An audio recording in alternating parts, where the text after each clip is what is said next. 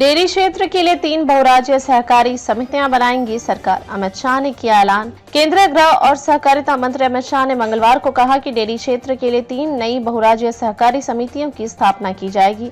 इसका उद्देश्य पशु चारा, गोबर प्रबंधन और मित्र पशुओं के अवशेषों के उपयोग पर ध्यान केंद्रित करना है। उन्होंने कहा कि श्वेत क्रांति 2.0 के तहत डेयरी क्षेत्र का सतत विकास किया जाएगा। अमित शाह ने सहकारी डेयरी क्षेत्र में स्थिरता पर एक बैठक की अध्यक्षता करते हुए कहा कि जब हम श्वेत क्रांति 2.0 की ओर बढ़ रहे हैं तो हमारा लक्ष्य केवल डेयरी सहकारिता का विस्तार करना और उन्हें दक्ष एवं प्रभावी बनाना ही नहीं होना चाहिए, बल्कि डेयरी के एक ऐसे पारिस्थितिकी तंत्र का निर्माण करना चाहिए जो सतत हो और चक्रीय अर्थव्यवस्था को बढ़ावा देता हो।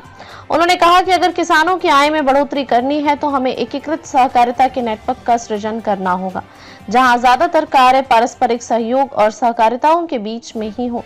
उन्होंने बताया कि प्रधानमंत्री मोदी के सहकार से समृद्धि के मंत्र को आगे बढ़ाते हुए डेयरी क्षेत्र के लिए 3 बहुराज्यीय सहकारी समितियों की स्थापना का निर्णय लिया गया है। पहली समिति पशु चारा उत्पादन, रोग नियंत्रण और कृत्रिम गर्भाधान पर काम करेगी, दूसरी गोबर प्रबंधन के मॉडल विकसित करेगी और तीसरी मृत पशुओं के अवशेषों के चक्रीय उपयोग को बढ़ावा देगी।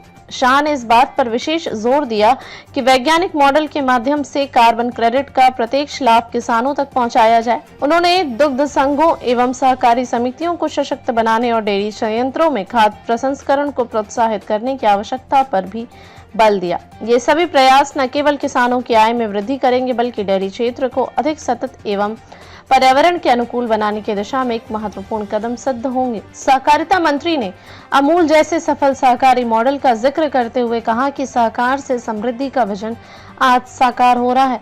इसमें सहकारिता में सहकार एक अहम भूमिका निभा रहा है। उन्होंने बताया कि सहकारिता मंत्रालय विभिन्न मंत्रालयों और हितधारकों के साथ मिलकर न केवल डेयरी क्षेत्र में सफलता को आगे बढ़ा रहा है बल्कि ग्राम स्तरीय सहकारी समितियों को अन्य गतिविधियों से भी जोड़कर उन्हें विस्तारित और मजबूत कर रहा है।